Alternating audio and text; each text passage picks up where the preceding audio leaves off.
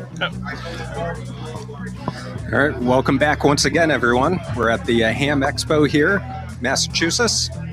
We're joined here with myself, W1SNH. My name's Ryan. All right, I'm Eric, N1JUR. I'm Andy. I'm KB1OIQ.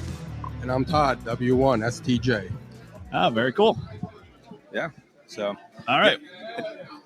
Before we get into the interview, how's the show been going for you? I think the show's been going fantastically. I did a quick forum yesterday for a couple hours. I did a talk an hour or so ago. It went very well, and I'm having a great time. Excellent. Have you had a chance to go through the flea market yet? No, not yet. I'll be heading over there maybe after this. I'm looking for a dummy load, but I did walk around the little everyone here, and I'm really impressed with that Maestro. Yeah, it's a pretty cool piece of equipment. Better clear that credit card.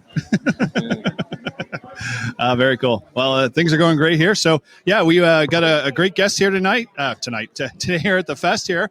You can see how I've been a little worn down by the end of the day. But I'd like to introduce you guys, obviously, Andy. He is the creator and the maintainer of Ham Radio Linux. I have been had a privilege to see it live in action at one of our club meetings, and very impressed with the format.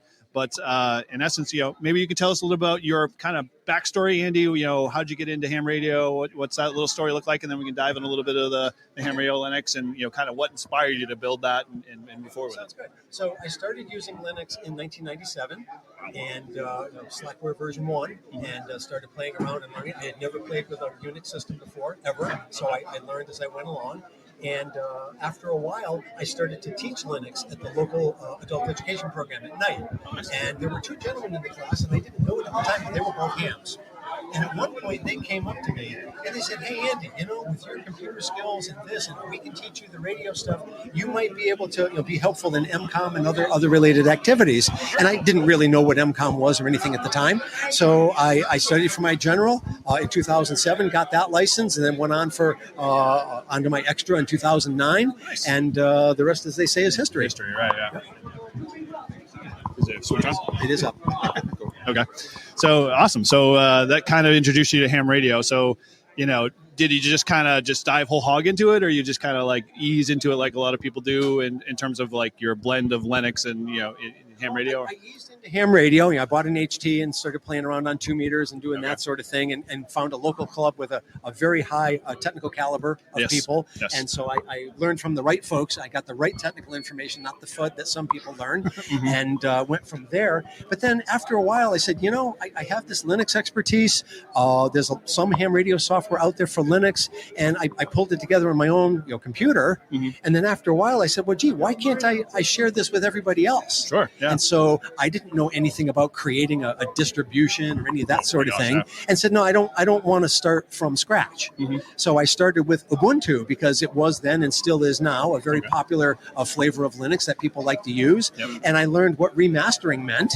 So what it really means is take some software packages out, put other packages in related to ham radio, and then learn how to build an ISO file. And I found out about SourceForge and have been distributing it from there ever since roughly May 2011. So what made you go from the, hey, I've got this own little, distro built for yourself to saying, hey, the rest of the world needs it? Well, I said to myself, let's put it out there. I created it. It's all free and open source software, every bit of it, as far as I know. Nothing's proprietary.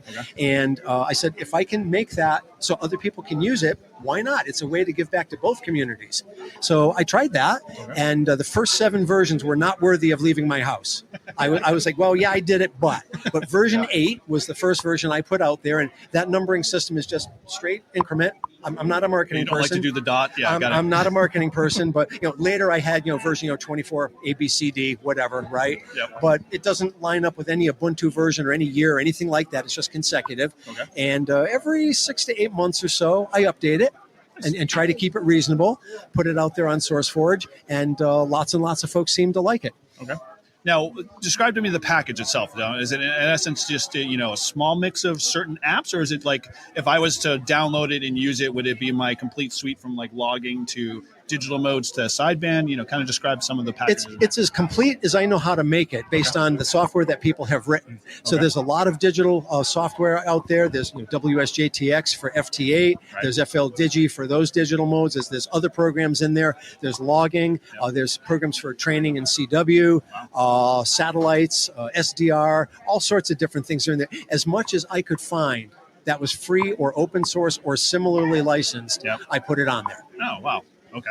Now, so here's the big question. How do you deal with all of the typical issues with software these days? Obviously, you're building your own distribution, so you have to maintain it and dealing with all of that. Do you just get to a point where you're just like throw your hands up and be like, I can't handle the fact that, You'd be surprised. I actually don't get that many technical support emails. Oh, now, wow. there is a forum on SourceForge where people often will post questions. Yep. And if I can answer the question, I will. If I can't answer the question, I try to direct them, to someone who can answer it. Good. And the most recent version has an unfortunate bug in the installer where it doesn't create the account that you told it to create. But I have a quick script that I wrote to fix that. Okay. But unfortunately, not everyone reads the documentation before doing it. And so they'll post a question and say, Andy, I installed this, but I can't log in. Yeah. And so I don't really want to say RTFM because that's kind of rude, but It is, I'll yes. point them to the document and say, please try this. And if you still have trouble, let me know. Very And cool. so 99% of the time that solves the problem and they go away with something installed and hopefully they enjoy using it. Now, what type of hardware would you need? If I was to, basically pull the package down, should I consider specific hardware, or am I able to kind of scrap together something that's kind of been over in the corner collecting dust? Use a PC that's about 6, 7, no more than 6, 7, 8 years old, and sure, a brand new one will work too. Make sure you've got at least 4 gigabytes of memory. Make sure you've got at least 20 gigabytes of SSD or hard drive or whatever you have. And everything has network these days, so there's no issue there. And make sure it's got a bootable thumb drive. Now, the image today is 5 gigabytes, so that's an 8 gigabyte thumb drive. Right. Older machines would boot USB, but not necessarily a device that big because it didn't exist in that day. Yeah, right. So as long as you can do that, you're good to go. Nice. Would you be comfortable saying a Raspberry Pi 4, 8 gig? I have not tried Raspberry Pi 4, but what I'm told is that it has enough compute horsepower to do it. Okay. But I have not pulled together such a software collection. I've been asked to, All right. but I've not done it. So I'm a very basic end user, but I do have a couple pies around the shack, and I think I'm going to give that a try. Right. So, It should work. Feel free to grab a couple stickers. If you start with Raspbian yep. and build from there, Yep. these programs for in the Ubuntu repository build on all sorts of architectures. Sure. There's a fighting chance that it would work. Excellent. One of the distros I use on my Raspberry Pis is Diet Pi. It's very lightweight, but very similar to Raspbian, and it's fun. So Yeah, it's a lot of fun. looking forward to it. So, if obviously being in the Windows world and in the a little bit of the Mac world, you find that you stick to certain loggers and whatnot. And in terms of the logging capabilities, do I sacrifice any of those capabilities to be able to integrate into LOTW and things like that if I decided to? Honestly, I don't know because I've never run any of those Windows loggers. Okay. So I really don't know for sure. But what I can say is there's a relatively casual logging program called Xlog, which I did not write, but I currently maintain it. Okay. And I use that logger all the time. I'm not a heavy-duty contester, and it meets my needs for field day and 13 colonies and all of that. Okay. But there's also a much more sophisticated logger with a database backend called CQR log. Right. And that knows how to query various online things to fill in the blanks for QSOs and much, much more. Oh, wow. And so there's a couple of other loggers that people have written. If I find it and it's free and open source and it looks like it's not terrible, I put it in. If it's supported, I'll put it in. Oh, very cool. Excellent. So, Yeah. got a little people going. Yeah, around no, here. we're having a lot of people come through the booth here. This is great, and a lot of traffic here. I'm the closest one to the table, so I guess I'll do crowd control during this live stream. So do you find that you've gotten more of an interest in terms of helping maintain that process, or is it just kind of you and just whatever you kind of at the moment? I'm kind of into the old school New England handcrafted quality, Okay. but it's only quality if the users say it is. Sure. Right? Yeah, right. I like to think that it is. Yeah. And so I like to do it that way. It works, but I hear the user community. If they say, Andy, we found this piece of software, would you consider putting it in? Yeah. If it's free and open source or some similar license, I Right. will, as long as it's maintained. Yeah, very cool. I don't want to put something in that's not maintained. Now, Now, are you building, so once you install it, so maybe you can kind of walk through a little bit of the install. Is it all menu-based, or is it you have to do any command line? So what's the skill level of most people? I mean, obviously you have to have some level of Unix, but in essence, is it a higher level, advanced level of Unix, or is it enough to be able to, like, I can copy and paste command lines? Or Well, once you download the ISO file Yep. and run the MD5 sum program to make sure you've got a clean download, Yep. there's a proper way to copy that to a USB thumb drive so it's bootable. Yep. There's a variety of programs on Windows that do it. I don't know their names, but they exist. Yep. Put that in your computer, set your BIOS to boot USB, Yep. boot it up, and mostly it's self-explanatory.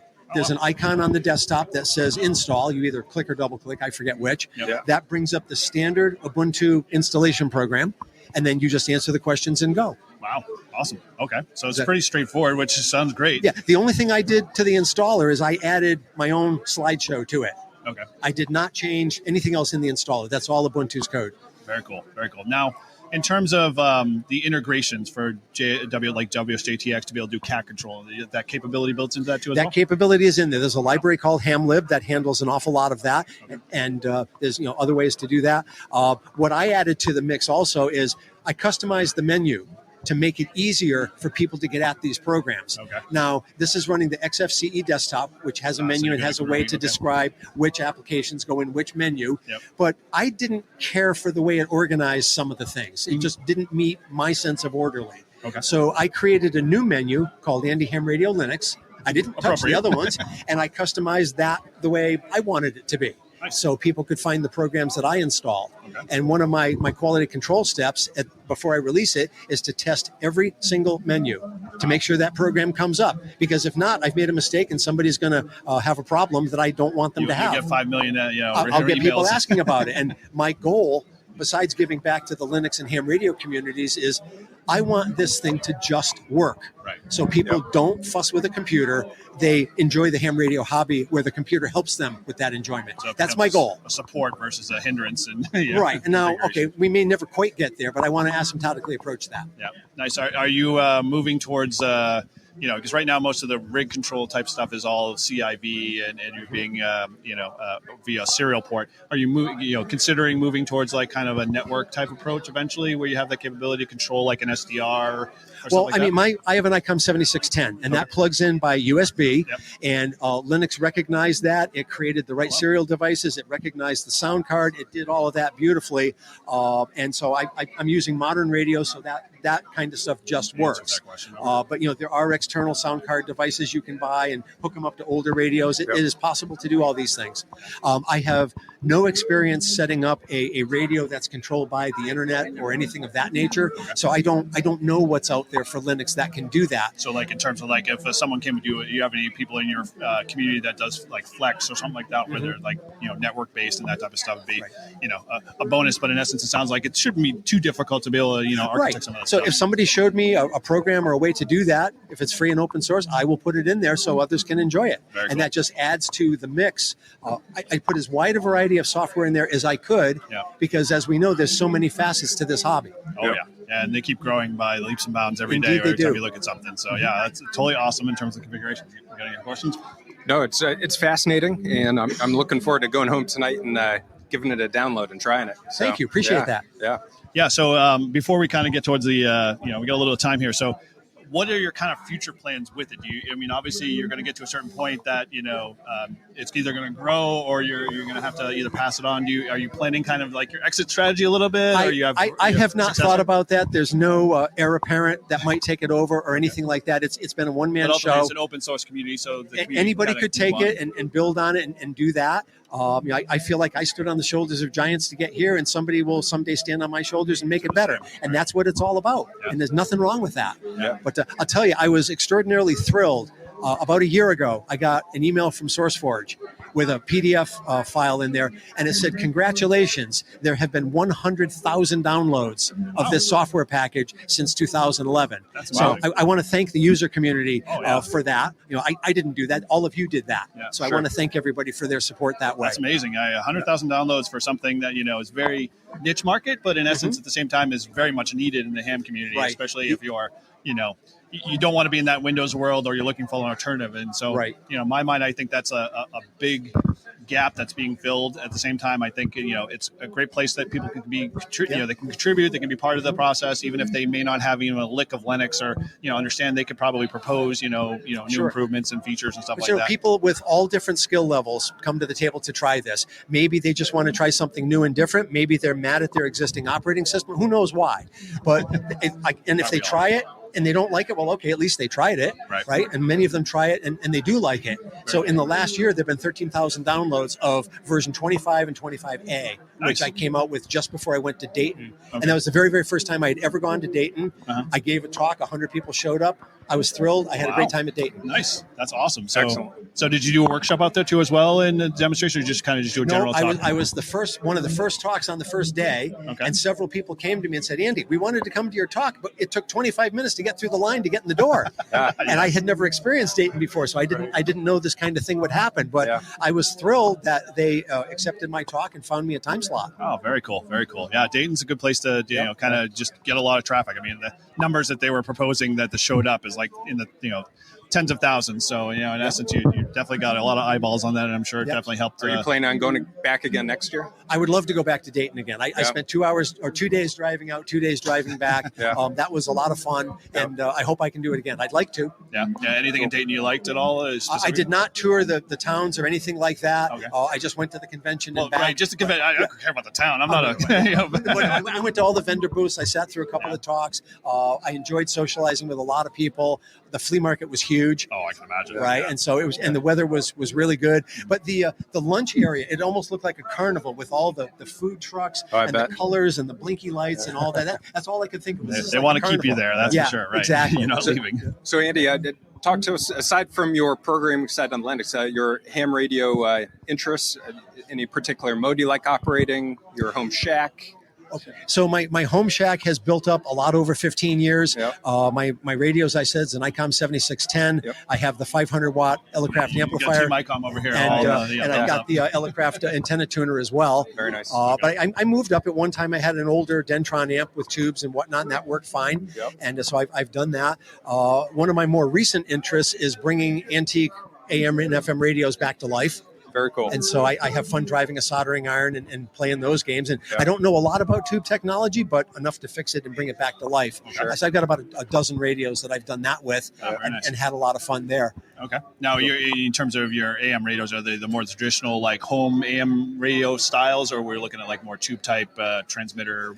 I haven't done any ham gear yet. I help my Elmer do a little bit of ham gear. Cool. But I'm doing 1920s, 1930s mostly. Okay. I'm not a woodworker, so I don't mess with the finish, but I get the internals working, and cool. I enjoy it. Patina's okay to a point. Sure. Right, and so I'm all right with that. And I'm not in it for the money. I just enjoy bringing it back to life. Mm-hmm. Someday somebody else will have it. Yeah. And so I do that. But as far as modes go, I do CW with the SKCC folks from time to time. Sideband, I recently did over 2,000 contacts representing Massachusetts for 13 colonies. Oh, wow. Had a lot of fun with that. Okay. I have no religious inclination one way or the other for or against any mode, with the exception of the proprietary digital modes. I won't use those.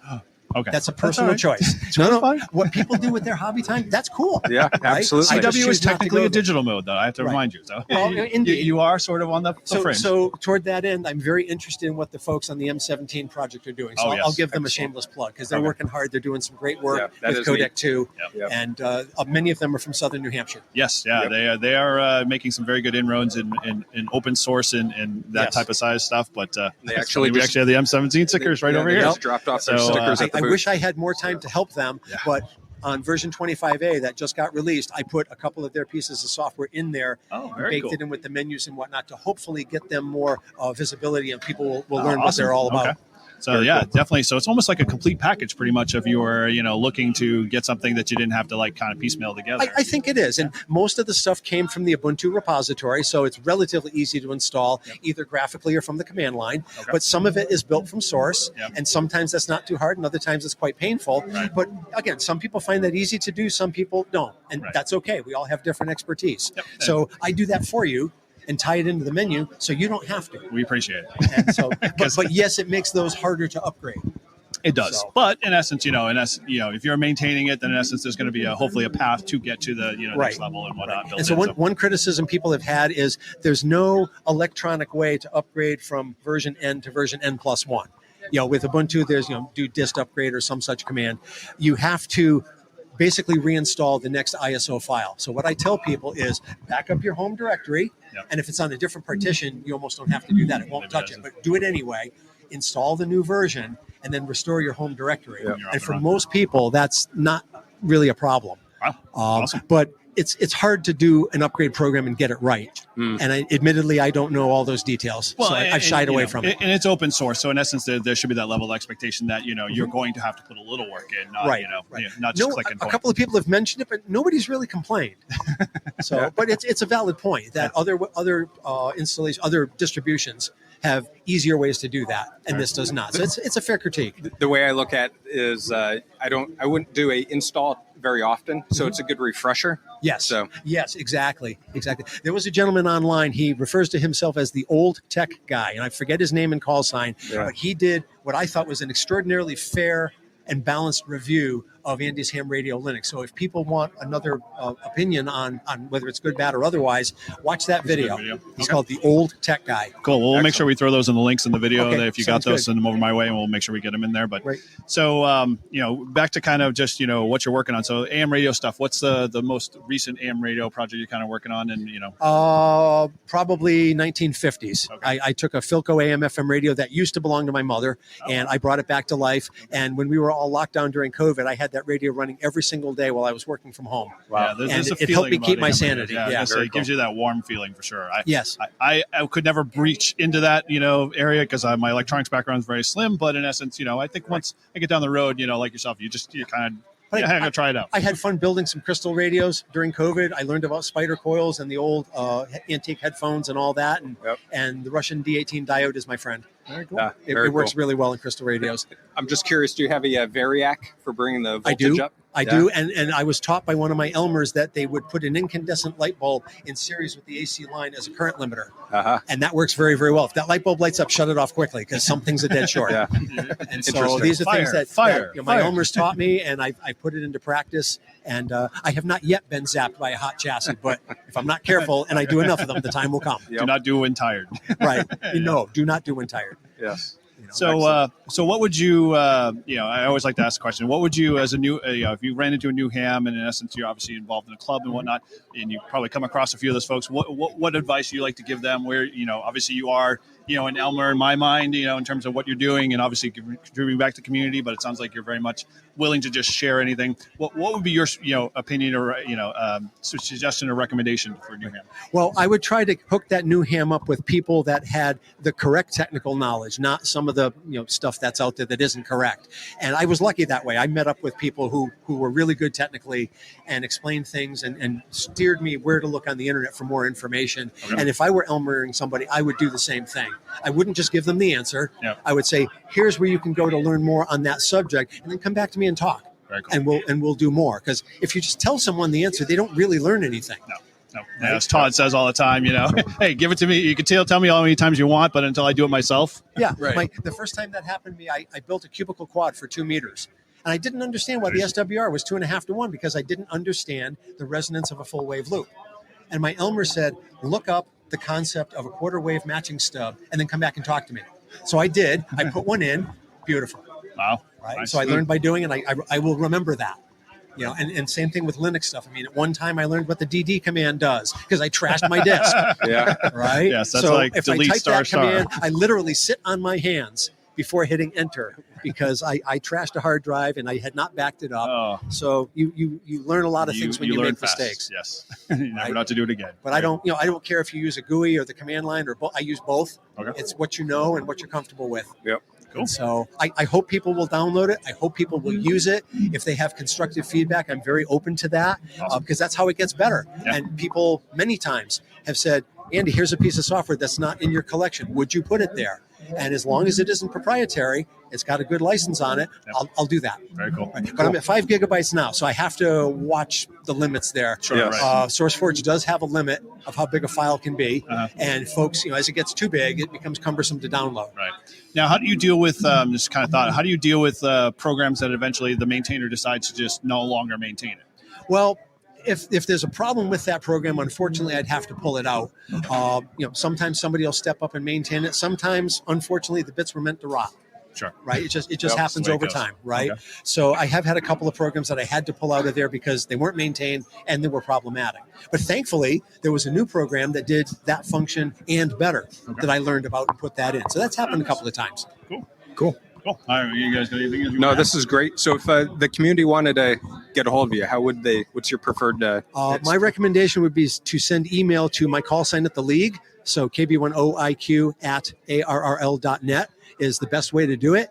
And then I will do the best I can to help you or steer you in the direction of someone who can help you. Excellent. And then if they went on SourceForge, what would they put in the line? So to if you search? go to SourceForge, SourceForge. sfsierrafoxtrot.net is the short way to get there. Okay. In the search box, type either my call sign or type Andy Ham Radio Linux, and you'll find it. You'll see all kinds of different versions there. Go to the latest version and download that. And please read the getting started document. It will save you some grief, really. And I don't want to it'll beat a save dead you horse, some but emails. I wouldn't have written it, and I wouldn't ask you to spend your time doing it if it wasn't It important. wasn't important. Excellent. Very So good. please read that document, and then the one issue that's there you will fix. You'll never have to touch it again, and hopefully you'll be thrilled with the software collection. Awesome. Very cool. And so don't thank just me. Thank all of those people who wrote those programs as well. Yeah. Yeah. Right? Definitely. There are Everybody has contributors. contributed from all over the world. Very cool. Very cool. Well, that sounds like it's a great active community, and Andy's done some really great stuff with, Ham Radio Linux. And so, like you said, get out there, download it, try it, join it with Ryan there, and let us know. Obviously, if you've tried it, definitely put the comments in if you're in the live stream. If not, let us know or head over to Andy's SourceForge page and be part of the community there and get involved. So with that, is there any parting things you want to mention or? Yeah, just one comment. So I have occasionally been asked to visit local ham radio clubs and give a presentation. I'm happy to do that. I have done it for a few clubs on Zoom or WebEx or other such technologies. I did it for the Rat Pack group one time. That talk is on their website. A lot of great talks on that website. Yeah, it's even on our own website too. Right. And so if there is a ham radio club out there that would like me to do that, please contact me, and if we can arrange a schedule, I'm happy to do it. Very cool. Excellent. All right. Awesome. Really appreciate your time stopping Thanks, by guys. the This booth. was fun. Yeah, definitely. Glad to have you on. Thanks for coming by. It was great to meet you, and Good to meet you we're going guys to check as well. it all out. All righty. Sounds good. Sounds good. Well, with that, I'm going to say 7 threes and hope everyone enjoys the rest of the show. Definitely. All right. 7 for you guys. Okay, Thank 7-3. you.